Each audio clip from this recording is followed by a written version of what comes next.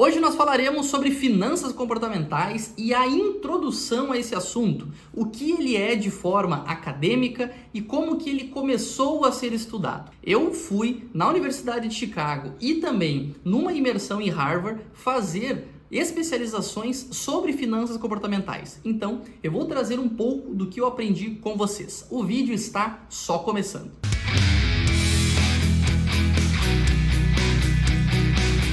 Meu nome é Guilherme Anoni, do Para Sempre Investidor, e é sempre um prazer tê-los aqui para discutir, para colocar assuntos para fora e, obviamente, poder transbordar um pouquinho na vida de cada um de vocês.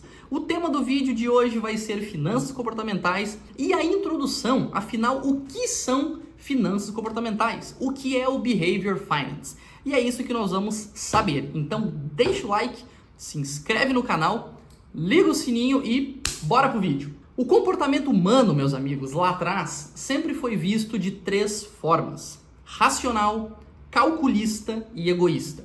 Tudo que você lia sobre humano, decisões humanas, comportamento humano, você via que os indivíduos se comportavam basicamente dessa maneira, quase como que um super-herói com superpoderes, ou seja, pessoas quase que nunca erravam. E óbvio, na medida que aparecia algum erro de percurso, rapidamente você aprendia com esse erro e esse erro passava a ser anulado, ou seja, você não incorria mais neste erro. Também, olha só, os erros individuais se anulavam num nível agregado. Vamos entender um pouquinho. Se eu erro sozinho, mas eu estou num bando, esse meu erro tende a se anular porque mais pessoas estão comigo. Essa é a maneira que a literatura trazia, mais uma vez colocando isso. Como que a gente via os economistas, como que todo mundo trazia o comportamento humano. Então, Richard Thaler, que é um dos maiores mentes brilhantes da Universidade de Chicago, laureado Prêmio Nobel sobre esse quesito, ele justamente trouxe uma expressão que falava que o Homo economicus era um ser difícil de se encontrar. Lembra da expressão Homo sapiens? Então Richard Thaler cria essa expressão Homo economicus, justamente para tratar que este cidadão que não erra, esse cidadão que é muito egoísta, esse cidadão que erra e aprende e nunca mais erra de novo, é uma espécie em extinção. Então ele trouxe que os icons, ou seja, essa turma aí, contra os humanos, eram a real motivo de estar se estudando isso.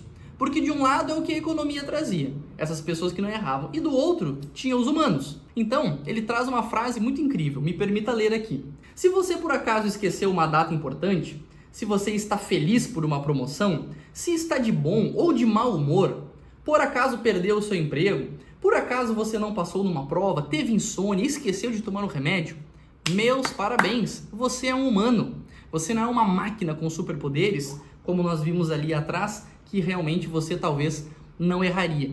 E assim começou a pensar, puxa, o ser humano, a capacidade de tomada de decisão não é baseado nessa literatura de pessoas dessa maneira. O que nós temos que nos sustentar, o que a economia comportamental precisa estudar, é que os humanos sim erram, eles fazem todas aquelas coisas ali, eles esquecem de tomar um remédio, esquecem às vezes de levantar, fazer uma atividade e tudo mais. Então, passado um tempinho, o nosso querido Daniel Kahneman e Tversky criaram o Prospect Theory, ou teoria do prospecto, teoria da prospectiva, que é justamente uma das maiores e melhores leituras, artigos e situações que existem hoje sobre o Behavior Finance, ou finanças comportamentais. Porque eles justamente pegaram esse gancho, que eles perceberam que as pessoas não se comportavam como a economia tradicional apontava. Detalhe, esse artigo que eles escreveram é de 1979. Olha como eles já estavam vendo isso lá atrás. E ele então se consolida como o primeiro indivíduo a tratar desse assunto, principalmente a figura de Kahneman. Depois, então, se nasce o conceito da economia comportamental. O objetivo dela, meus amigos, são dois na realidade. Tem um objetivo micro e tem um objetivo macro. Vamos falar do micro, que é entender como os indivíduos tomam decisões financeiras e de investimentos. Um detalhe aqui, quando nós introduzirmos ainda mais esse assunto, nós vamos falar sobre vieses comportamentais, sobre heurísticas, sobre efeitos, sobre dotação, sobre preferência temporal, muita coisa que leva com que os seres humanos tomem essas decisões financeiras, de investimentos e do seu dia a dia, ou aonde envolve dinheiro, como eu sempre gosto de dizer. Então, esse objetivo das finanças comportamentais é ver como que essas decisões estão impactando as pessoas e ver o que essas pessoas precisam fazer ou prestar atenção ou aprender novas formas de lidar com a situação para não incorrer nesses erros. Não, muito pelo contrário. O erro ele sempre vai ser persistido. O erro ele sempre vai aparecer porque ele é um impulso do ser humano em, por exemplo, querer olhar para um gráfico e se esse gráfico está num topo histórico, como assim dizendo, se uma ação, se um índice está no seu topo histórico, nós nunca vamos sentir uma leveza no nosso coração, por mais inteligente ou por mais capacitado que a gente é nesse assunto, de aportar todos os meses. Eu vou olhar para aquilo ali e vai me dar uma dorzinha de saber, eu queria que tivesse um pouco mais embaixo. Então, eu que sou especialista nesse tema e que tanto estudo, sei dessa dor. Então, por isso que eu digo, você não anula o erro e isso nunca mais vai te afligir. Não, muito pelo contrário, você vai ter essa sensação, mas, tô sentindo aqui essa dorzinha de aportar nesse momento, porém, vou seguir o plano, porém, eu lembro que é isso. Então, a gente trata um pouco desse objetivo micro. E passando para o macro, que é entender como as decisões coletivas e de milhares de pessoas vão afetar o desempenho geral do mercado. Essa já é uma situação um pouco mais difícil. Por que eu digo isso? Minha opinião, tá?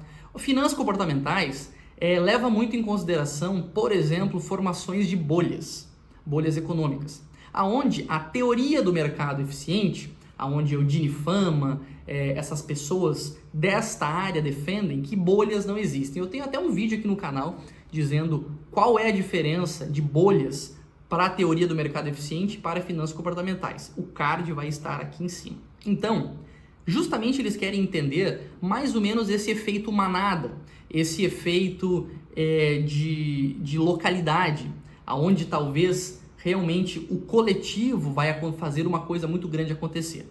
Muito provável, você deve já ter ouvido falar ou estudou sobre, há uns 3 anos atrás, o caso daquela empresa lá dos Estados Unidos de games chamada GameStop. Então várias pessoas se juntaram num fórum e começaram a fazer ali um certo plano sobre essa empresa.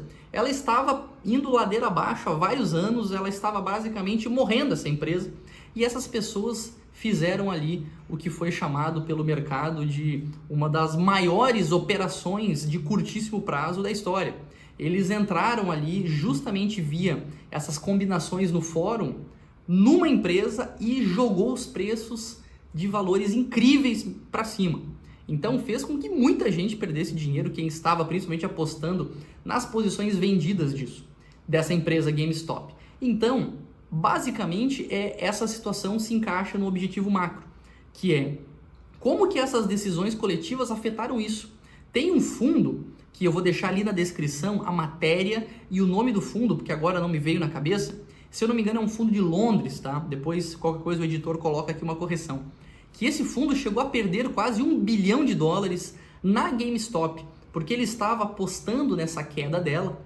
E essas pessoas começaram a comprar e a ação subiu tanto que eles foram estopados lá em cima de uma forma obrigatória. Esse fundo foi praticamente à falência. Então, são essas questões que a gente percebe que, se você olhar na unha, você percebe que não há uma questão técnica por trás disso, né? A GameStop não foi uma ação que demonstrou resultados, que mudou as diretrizes e mostrou que agora é uma boa ação para você comprar. Um grupo de pessoas tomou uma decisão e olha o quanto que isso afetou o mercado.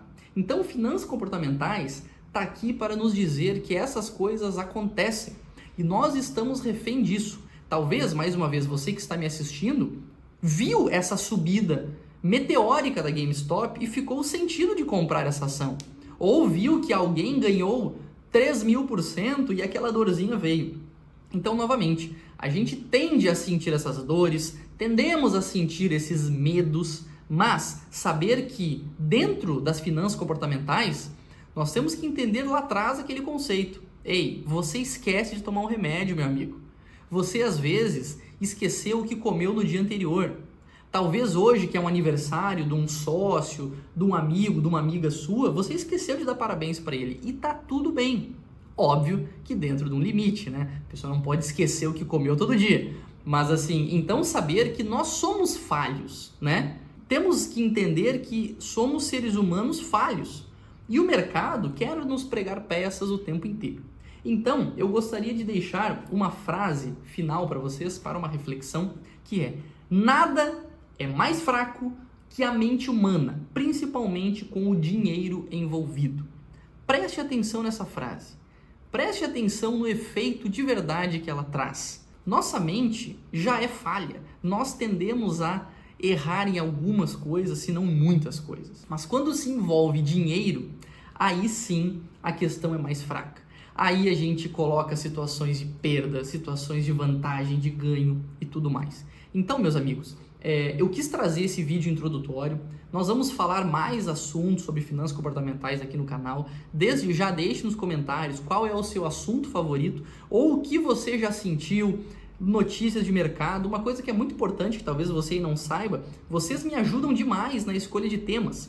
Os próximos 2 vídeos que serão produzidos foram através de comentários deixados aqui. Então sintam-se à vontade para construir o Para Sempre Investidor juntamente comigo, ok? Eu me despeço, espero que o vídeo tenha feito sentido. Se chegou até aqui e não deixou aquele like, por favor, não esquece, dá o joinha lá, deixa um comentário. É um prazer poder estar produzindo ainda mais conteúdo para vocês. E como sempre, turma, nunca vamos esquecer, né? Nos veremos no próximo vídeo.